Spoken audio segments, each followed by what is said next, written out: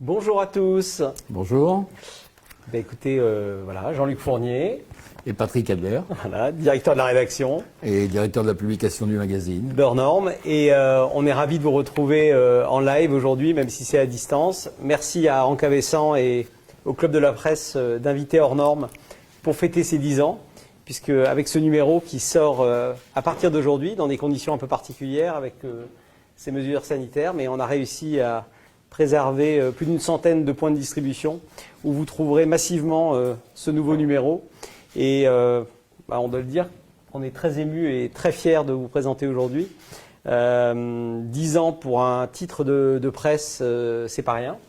On va revenir d'ailleurs avec Jean-Luc sur la genèse d'Hors Normes.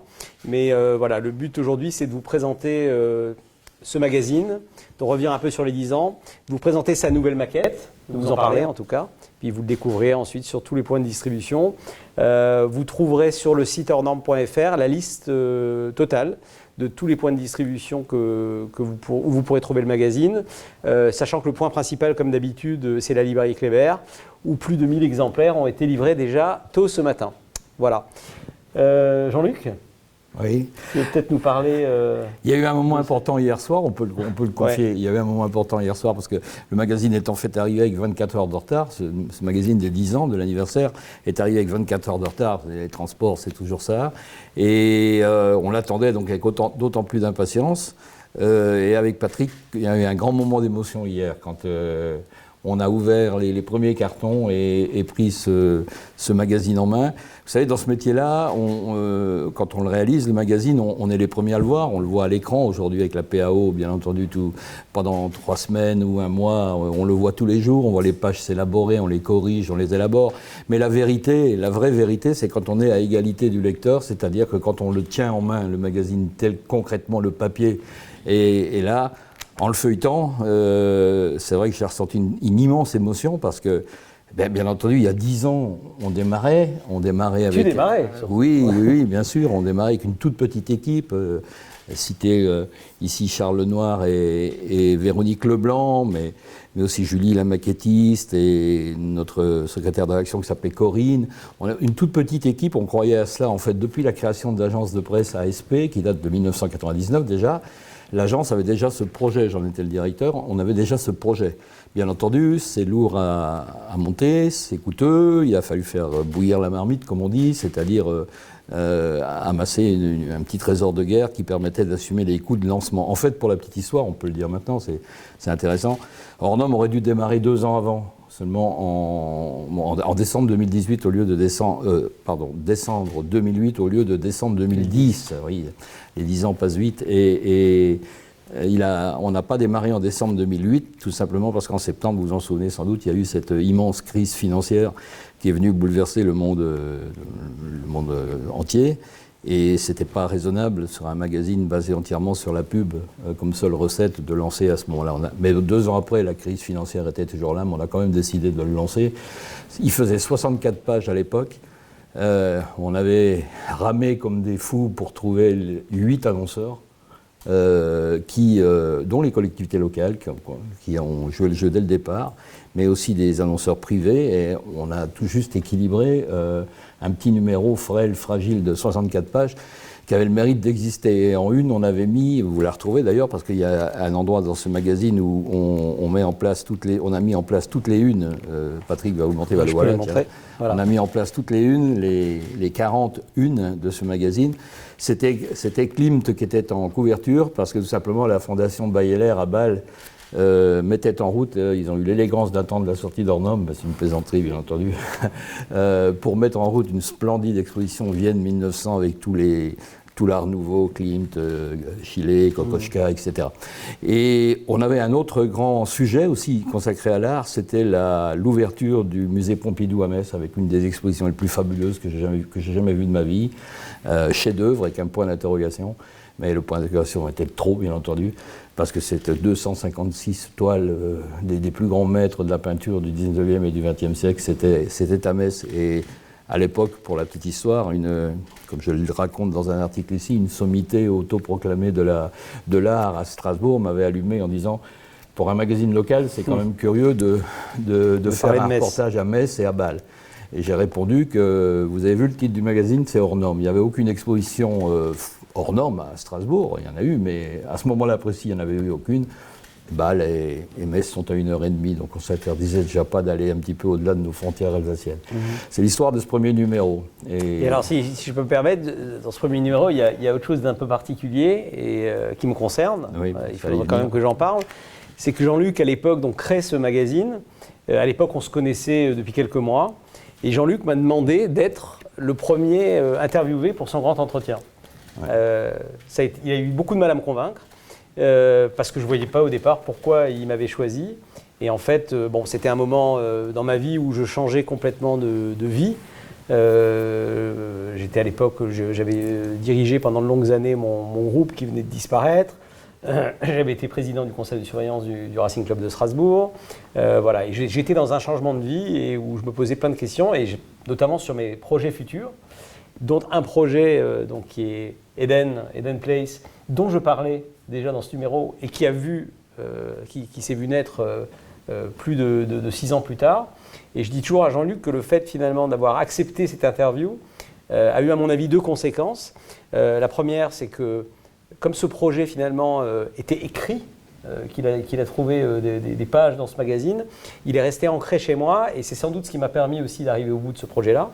Et puis la deuxième conséquence, je pense, c'est que 6 ans plus tard, effectivement, donc il y a maintenant 4 ans et demi, ça fera 5 ans cet été, à l'occasion d'une discussion, on a décidé de développer ensemble ce magazine et j'ai accepté donc de reprendre le titre et d'en devenir le directeur de la publication. Et juste pour imager de manière très facile le chemin qui a été parcouru, Jean-Luc vous disait tout à l'heure que le premier numéro faisait 64 pages avec combien 8 annonceurs ? 8 annonceurs. Voilà. Aujourd'hui, on sort le numéro 40, il fait 188 pages et il y a 42 annonceurs. Et j'en profite d'ailleurs pour remercier tous nos annonceurs parce que c'est grâce à eux que ce titre vit, grâce à eux que ce titre existe. Je rappelle que Hors Norme est gratuit pour les lecteurs. Vous le trouvez, il est tiré à 15 000 exemplaires. Vous le trouvez généralement dans 350 points de distribution dans Strasbourg. On a réussi encore une fois à en maintenir plus d'une centaine dont vous pouvez trouver la liste sur le site internet d'Hors Norme.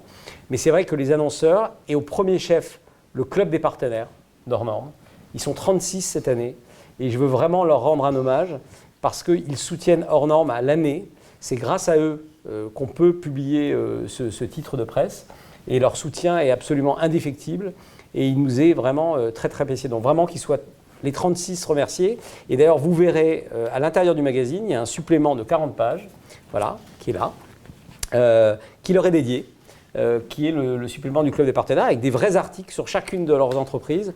Et je peux dire que ce sont des entreprises hors normes, et surtout avec des dirigeants hors normes. On a des personnalités qui nous soutiennent et qui sont vraiment qui sont formidables. Voilà. Oui, Patrick vous a dit l'essentiel. La reprise sa reprise du magazine m'a stupéfait moi-même le premier parce qu'on parlait vraiment sur un ton comme on le faisait depuis longtemps sans problème. Et je lui confiais alors que j'étais un peu fatigué après 6 ans de on va dire, quasiment tout seul, enfin pas tout seul pour la fabrication du magazine. Il y avait quand même 2-3 journalistes et puis des gens pour le fabriquer, mais pour assurer l'indépendance du titre, c'est-à-dire les annonceurs et aussi la partie secrétariat, enfin, comptabilité, c'était un peu lourd pour moi et comme je m'apprêtais à prendre ma retraite, je m'étais dit que c'est bon, au bout de 24 numéros, on pouvait penser que voilà, je pouvais arrêter comme ça, l'essentiel était fait. Et quand Patrick m'a proposé de le reprendre, ma stupéfaction était grande parce que au départ, Patrick, tu t'en souviens, je ne voulais pas qu'il soit repris. Je ne voulais pas qu'il tombe entre n'importe quelle main pour devenir un magazine gratuit de plus où il y a quelques vagues articles qui surnagent au milieu de très nombreuses publicités.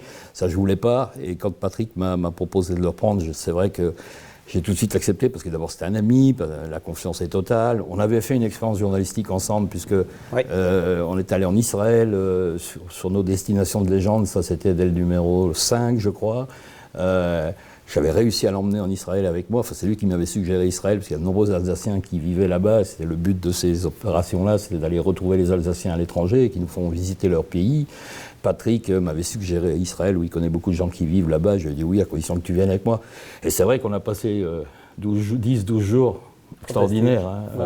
Patrick a découvert le métier de journaliste sur le terrain, Ouais.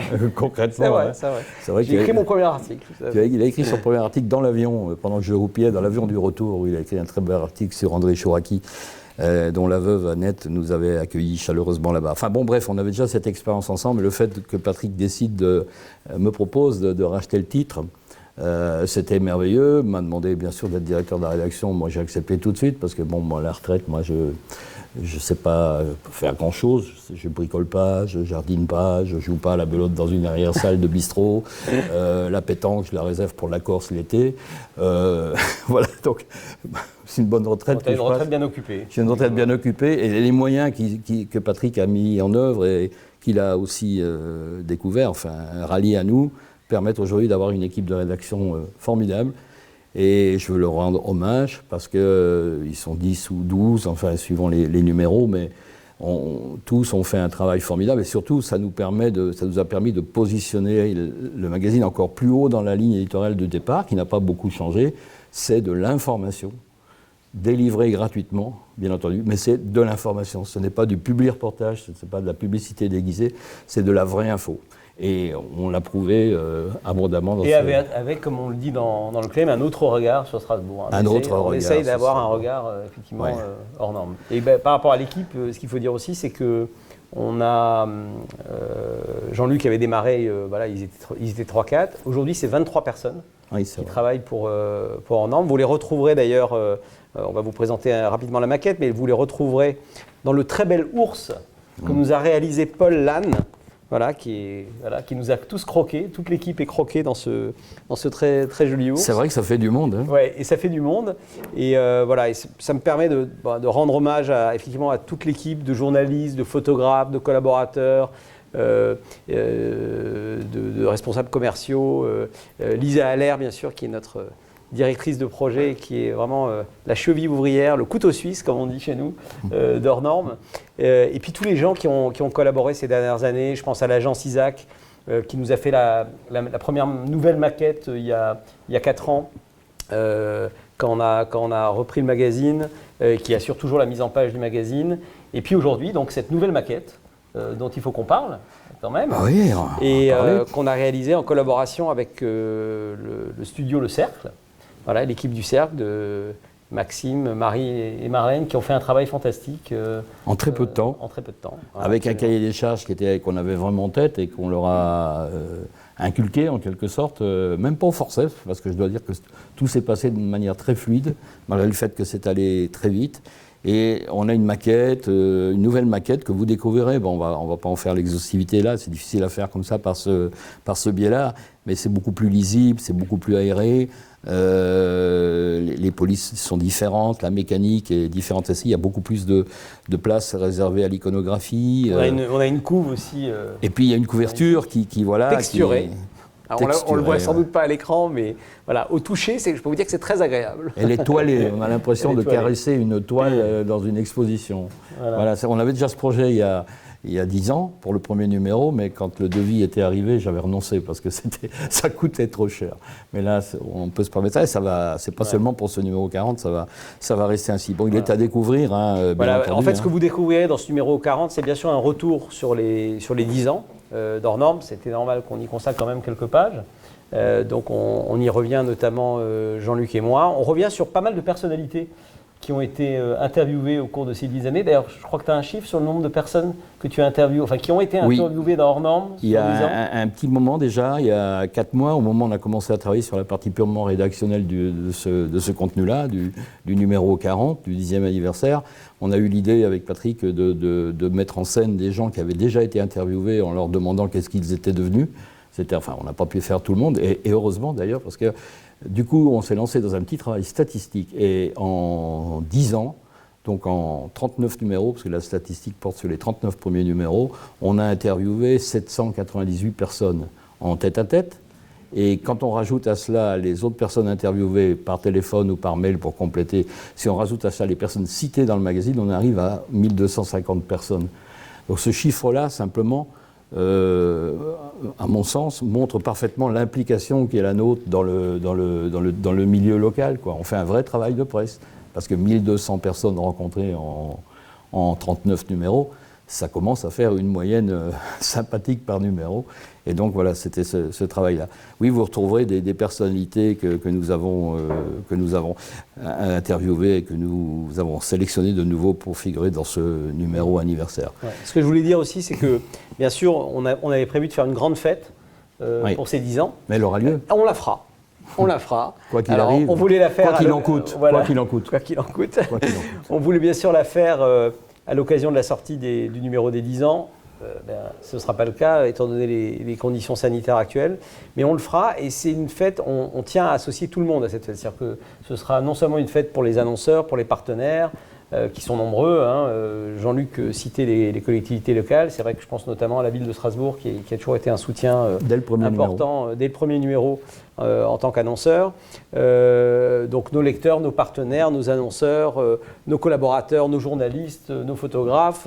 Voilà, on tient absolument à ce que tout le monde soit là et on fera cette grande fête, quoi qu'il arrive, en 2021. Et c'est quelque chose de très important pour nous. Ce qu'on a prévu également pour fêter ces 10 ans, c'est que Jean-Luc a réalisé avec Lisa et l'aimable on va dire accueil de Top Music, une série de podcasts qui racontent en fait ces 10 ans.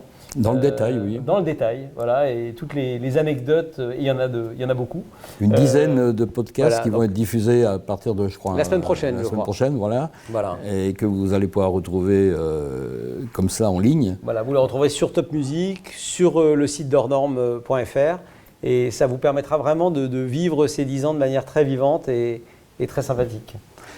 Et peut-être avant quelques questions, je ne sais pas, mais peut-être une dernière précision. Ce magazine est un magazine, depuis le départ, est un magazine de journalistes. Et je tiens d'autant plus à le préciser que notre profession, elle est actuellement dans une tourmente, à l'instar de toutes les élites, de la parole aujourd'hui, essentiellement, les réseaux sociaux sont venus effectivement provoquer tout ça. La parole aujourd'hui est très remise en cause, la parole de toute catégorie de gens est remise en cause, et les journalistes n'échappent pas à ça.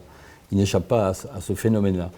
Nous, à Hors-Normes, on est une petite équipe, on est indépendant, on est complètement indépendant, hein, ça c'est sûr. On est affilié à personne et c'est pas demain matin qu'on le sera, enfin à moins que le directeur de la publication ait des projets dans ce domaine. J'espère qu'on continuera à être indépendant. Je pense qu'il me l'aurait dit. Très longtemps. Je pense qu'il me l'aurait dit, mais ça veut dire quoi être journaliste? Ça veut dire aujourd'hui essayer par la présentation de l'actualité d'une ville comme celle de Strasbourg, dans tous les domaines, on s'interdit aucun secteur de la vie peut-être.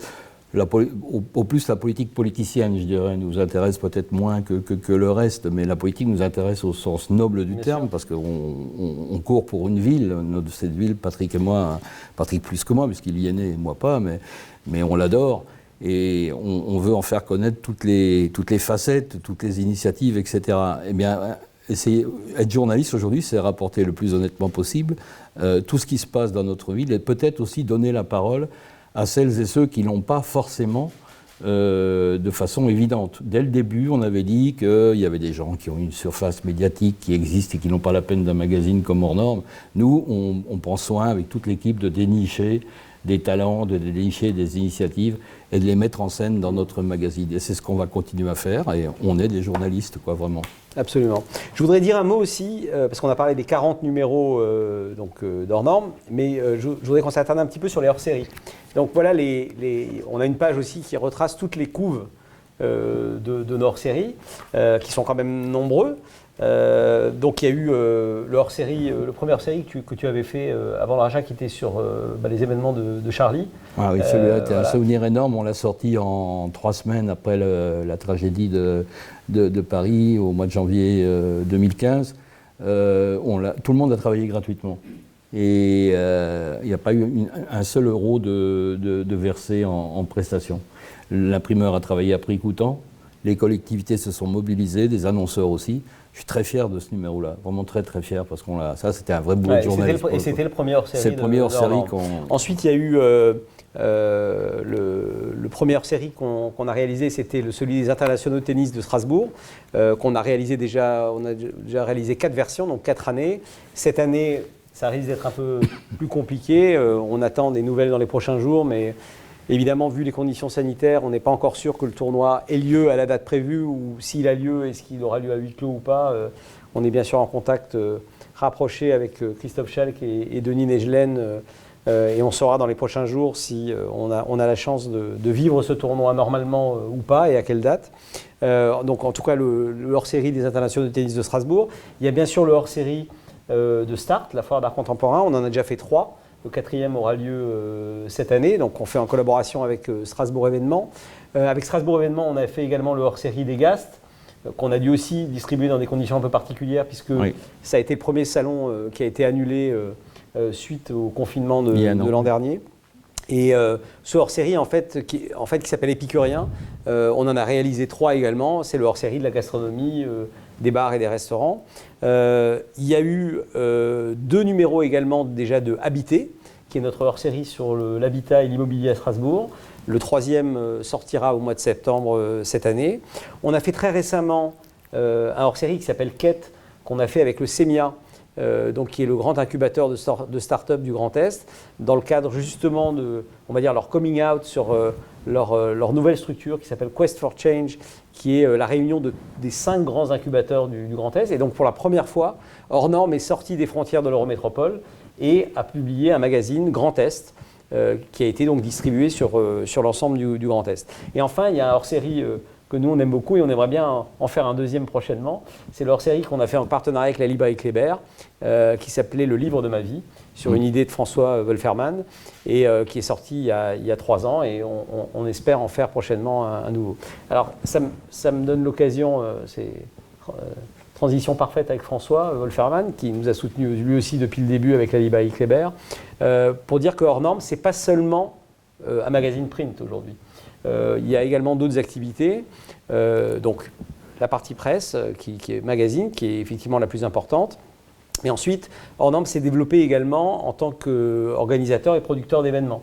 Donc bien sûr les événements pour notre club de partenaires, on organise beaucoup d'événements autour de la littérature, autour d'artistes, etc.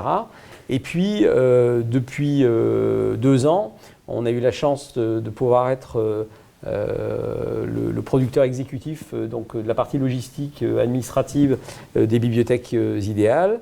On est dans l'attente pour savoir si on sera également choisi pour l'édition 2021, mais évidemment c'est une manifestation à laquelle on tient beaucoup, qu'on suit avec Hors-Norme depuis l'origine. Depuis l'origine, oui. Voilà, François avec François qui a toujours été partenaire d'Hors-Norme dès le premier numéro, il était déjà en distribution à la librairie Kléber, le tout premier numéro, point essentiel de notre distribution. Puis François, bon, on ne présente même plus, quoi.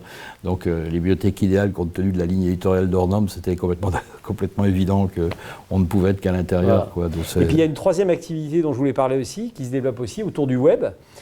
Donc bien sûr, avec la création d'Hors-Norme.fr il y a quelques années, nos pages réseaux sociaux qui sont très animées, et puis la production de plus en plus régulièrement de vidéos et de Facebook Live. Donc les vidéos, on en a diffusé pas mal les derniers temps. Il y en a une qui sera diffusée très bientôt, je crois, sur le TNS. Je fais un petit teaser. Voilà, dimanche, donc dimanche, une magnifique vidéo sur l'école du TNS avec Stan Nordet qui nous a fait l'amitié de participer à ce tournage. Et puis les Facebook Live. Et les Facebook Live, aujourd'hui, on va dire qu'avec le confinement de l'an dernier, c'est vraiment quelque chose qui est rentré dans l'ADN d'Hors-Norme aujourd'hui. C'est devenu une vraie activité. Le point de départ a été une sollicitation de l'Eurométropole aux alentours, aux alentours de la fin du confinement. Il s'agissait d'avoir... Le cahier des charges consistait à accompagner le déconfinement, le premier déconfinement. Évidemment, on pensait que ça allait être le seul, mais malheureusement, il y a eu d'autres épisodes depuis. On avait produit, animé, créé en toute liberté éditoriale, en toute indépendance éditoriale, toujours, on est des journalistes, à la demande de l'Eurométropole, 8 ou 9, je ne me souviens plus. Il y avait 7 pendant le premier confinement. 7 pendant le premier confinement, voilà. Qui ont été très suivis. Ce sont des véritables émissions de télé avec un plateau, des conditions de diffusion excellentes, parce que que bon, on a pensé avec Patrick que cette activité ne supporte pas la médiocrité, donc il faut y mettre les moyens, quoi, en quelque sorte. Ensuite, l'Eurométropole, avec la nouvelle municipalité, est revenu vers nous en décembre dernier pour un autre Facebook Live qui était extrêmement suivi sur les tremblements de terre, la géothermie. C'était évidemment un gros dossier pour nous, qu'il a fallu beaucoup travailler.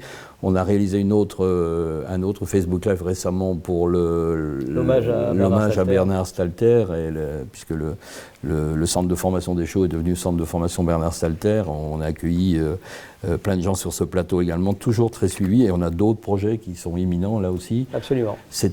Et on a fait aussi les élections, ça a aussi été un passage remarqué. Nos interviews du premier tour ont été très très remarquées, y compris par les candidats. On avait réussi à installer une ambiance tout à fait feutrée et très professionnelle. Et puis le fameux débat du second tour, évidemment, en direct, là, ça je dois dire qu'on a pété les statistiques là, sur ce coup-là. On a été très très très suivis avec les 3 candidats du second tour. Bon, bref, on a développé un savoir-faire et avec Patrick, ça nous a permis de beaucoup réfléchir là-dessus et on pense qu'il y a une grosse carte à jouer dans le domaine de la... En tout cas, ce qui est sûr, c'est que autant on croit énormément encore à la presse magazine, et vraiment c'est notre cheval de bataille, c'est clair, mais évidemment on ne peut pas s'exonérer d'être présent sur le digital, et c'est aussi très important pour nous, et comme on a autour de Jean-Luc et moi une équipe qui est très jeune, on est incité à être très présent sur le digital et c'est très bien. Oui, mais ça nous va bien. Hein. Ça nous va bien. En tout cas, on ne fait que ce qu'on estime savoir faire et que ce qu'on est certain de savoir bien faire, enfin en tout cas de bien faire. Ça, c'est un petit peu le leitmotiv. On ne se lance pas dans des aventures. On a un métier, voilà. On a presque tout dit là. S'il y a des questions, est-ce que vous avez des questions, les prend, chers amis? Parce qu'il y a quelques journalistes qui sont présents. Oui, j'ai une question à toi, Patrick. Il y a quelque chose de magique entre vous deux, parce que je me rappelle très bien de cette interview où tu décris la Eden comme il s'est réalisé des années après, où tout le monde l'a lu et dit bon, il a un très joli projet sur un endroit qui n'existe pas à Strasbourg. Quelques années plus tard, il existe. 2016, tu rentres dans Hors Normes. Qu'est-ce qui t'a motivé de t'investir dans le monde des médias, sachant que tu as eu à peu près 150 autres chantiers à occuper, plus une grande famille? Je veux dire, tu t'es pas ennuyé pour rentrer dans... Non, je ne me suis pas ennuyé, Kai. Je te remercie pour cette question. J'aime bien quand tu dis qu'il y a quelque chose de magique, parce que moi, je ne crois pas au hasard. Je pense que le hasard n'existe pas. Et c'est pour ça que j'ai insisté un peu tout à l'heure sur cette première interview encore une fois, où Jean-Luc avait vraiment dû insister pour que je l'accepte, parce que c'était un moment de ma vie où j'étais pas au top, hein, c'est le moins qu'on puisse dire, et où je me posais plein de questions. Et c'est vrai que, en fait, il y a eu quelque chose de magique dans la concomitance du lancement d'Eden, puisque moi j'avais trouvé ce lieu rue des Aveugles, ce lieu incroyable, je l'ai trouvé en 2015, et donc on a commencé le chantier et l'ouverture donc a eu lieu en 2016. Et c'est vrai que quand on a fait ce déjeuner, comme on en faisait souvent avec Jean-Luc, et qui m'a parlé de ses difficultés sur Hors Normes, je me suis dit, bon, j'ouvre un lieu qui est certes un lieu de convivialité, où on peut boire, manger, etc., mais je veux en faire aussi un lieu de culture, où on puisse rencontrer des écrivains, assister à des cafés littéraires, la galerie d'art, donc venir assister à des expositions, donc faire partager autre chose que juste de la convivialité. Et que les gens viennent partager aussi des moments artistiques, culturels, voilà. Et quand Jean-Luc m'a parlé de ses difficultés, j'ai eu une espèce de flash en me disant, mais Hors Normes, c'était vraiment déjà à l'époque un magazine culturel, avant tout, qui s'intéressait à l'art, à la culture. Alors bien sûr, on l'a développé aujourd'hui comme un magazine plus généraliste, mais avec quand même, on va dire une majeure quoi, sur la culture et sur l'art. Et je me suis dit, ça me paraît très cohérent d'avoir cette activité à côté d'Eden. Et puis, je vais vous dire quelque chose de plus intime, mais c'est vrai que bon, je suis quelqu'un qui écrit beaucoup, et c'était pour moi aussi me dire, tiens, le fait de m'investir dans un magazine, dans un média, ça va être aussi l'occasion pour moi d'écrire plus et d'être voilà. Alors malheureusement, Jean-Luc se marre, je sais pourquoi. Parce que, évidemment, le développement d'hors normes m'occupe énormément et du coup, je passe effectivement pas le temps que j'aurais voulu Il n'écrit passer. pas assez dans le magazine. Voilà, sur l'écriture. Donc je commets l'édito à chaque fois à minima. Mais c'est vrai que non, je reconnais que j'aimerais y écrire plus. Le problème, c'est le temps. Et comme tu l'as dit, Kai, j'ai une vie professionnelle qui est assez intense, avec encore plein de projets d'ailleurs. Mais c'est vrai que c'est hors norme qui m'occupe quand même le plus. Et voilà. Mais donc, voilà, cette concomitance, elle est réelle. Et c'est vrai que, en plus, voilà, l'amitié qu'on se portait déjà l'un à l'autre, Jean-Luc et moi, m'a aussi incité. Voilà, hors norme, c'est avant tout une histoire d'hommes, comme tous les projets d'ailleurs, d'hommes et de femmes, bien sûr. Homme avec un grand H. Donc voilà, c'est ça aussi. C'était l'idée de faire quelque chose entre amis. Et c'est vrai que je reviens sur ce que Jean-Luc disait tout à l'heure. C'est vrai que l'émotion, moi, j'étais évidemment très ému aussi quand le magazine quand on l'a découvert, mais de voir Jean-Luc hier soir, qui avait les larmes aux yeux en découvrant ce numéro 40 d'Hors Normes, et de se dire, bah voilà, 10 ans après, Hors Normes existe toujours, et puis voilà, quoi, je ne sais pas combien il pèse, mais il pèse son poids, et de voir le résultat avec cette nouvelle maquette qui est vraiment voilà, celle qu'on voulait, quoi, qui est le magazine qu'on voulait, c'est vrai que c'est très émouvant. C'est très émouvant voilà. Je rajoute juste en complément de la réponse de Patrick, à bien y réfléchir quand on parle, tu sais ce que c'est toi Kai, de ligne éditoriale. C'est presque un mot là, qui a été abandonné dans de nombreuses entreprises de presse, malheureusement, ceci expliquant peut-être cela dans certains cas. En tout cas, au tout début, j'avais, pour le grand entretien du tout premier numéro, j'avais déjà coché 7 ou 8 noms de gens, mais le cahier des charges était difficile, il fallait que ce soit des gens hors normes, il fallait d'abord que ce soit des gens connus, un minimum connus, parce que pas question de sortir un nouveau magazine avec une tête que personne ne connaît, ça n'a pas de sens. Il fallait que ce soit quand même une personne connue, il fallait que ce soit une personne qui ait fait des choses, bien fait des choses, pas dit je vais faire ou fait faire, mais fait des choses elle-même, pour le meilleur ou pour le pire, hein, peu importe, hein, l'échec c'est dans ça fait partie de la vie. Ça fait partie de la vie. Et puis il fallait aussi que ce soit une personne qui soit porteur d'un vrai projet, etc. Et il fallait que ce soit une personne hors norme, dans l'hors normalité, tout le moins telle que je la concevais dans la ligne éditoriale. Et du coup, la liste de 8 ou 9 s'est vachement rétrécie. Et mon instinct m'a dit à un moment donné, mais attends, mais t'es complètement con, tu cherches quelqu'un très loin alors que tu l'as sous le nez, quoi. C'est Patrick Adler, parce que je connaissais l'histoire de la fin de l'entreprise Adler, entreprise familiale, je connaissais tout cela. Et je connaissais le projet de Patrick également, il m'en avait déjà parlé de son projet. Je me suis dit, mais allons-y. Il a refusé pendant 3 semaines, tous les jours, je l'appelais. On se voyait au Café Brandt, je l'emmerdais, mais alors jusqu'à plus soif, quoi. J'ai dit, je l'aurai à l'usure. C'est exactement ce qui s'est passé. Tu sais comment ça marche dans notre métier. Quand on s'acharne, on remporte le truc. Et finalement, ça lui a permis à Patrick d'exprimer publiquement son projet. Comme il l'a dit tout à l'heure, du coup, ça l'oblige vis-à-vis de lui-même. Et du coup, l'histoire de cette reprise, finalement, elle n'est pas si anecdotique que ça. Elle est logique. Et moi, je suis content d'avoir respecté la première logique, qui est d'avoir flairé le truc en disant « j'ai mon premier invité ». Ce n'était pas la personne la plus notoirement connue à Strasbourg, mais c'est, dans mon environnement de l'époque, en tout cas, la personne qui avait un parcours exceptionnel, pour le meilleur ou pour le pire, et une envie phénoménale de se remettre en cause, et puis surtout un vrai projet que je partageais sur le plan avec lui. Donc finalement, la ligne éditoriale, c'est aussi tout ça. Et quand on la respecte, parfois, ça débouche sur des trucs sympathiques, quoi. Et lourd. Voilà. Très bien. Bon, je pense que... Ouais, c'est bien. On a fait le tour. On va remercier Écoutez, en tout cas, voilà, merci encore à Ancavessan, au Club de la Presse, de nous avoir reçus, l'équipe technique. Merci aussi à ceux qui ont écouté patiemment. Tout à fait. Et puis, voilà, courez, récupérez. Oui, dépêchez-vous. Hors normes. Voilà, vous avez la liste, encore une fois, de tous les points de distribution sur Facebook, sur notre page internet, sur la page hors-normes.fr. Juste avant qu'on se quitte, je voudrais préciser quand même que pendant toute cette crise, depuis 1 an, nous sommes sortis. On a sorti tous nos numéros. En temps et en heure, tous nos numéros, sans économie de pagination, On a sorti tous nos numéros, on le doit bien sûr essentiellement à nos partenaires côté fidèles. Et dans cette optique-là, notre prochain numéro sortira tout début juin, juste avant l'industrie magnifique, Absolument. dont on va parler, mais pas que. Et il sortira tout début juin. On maintient le cap, quoi qu'il arrive, quoi qu'il en coûte.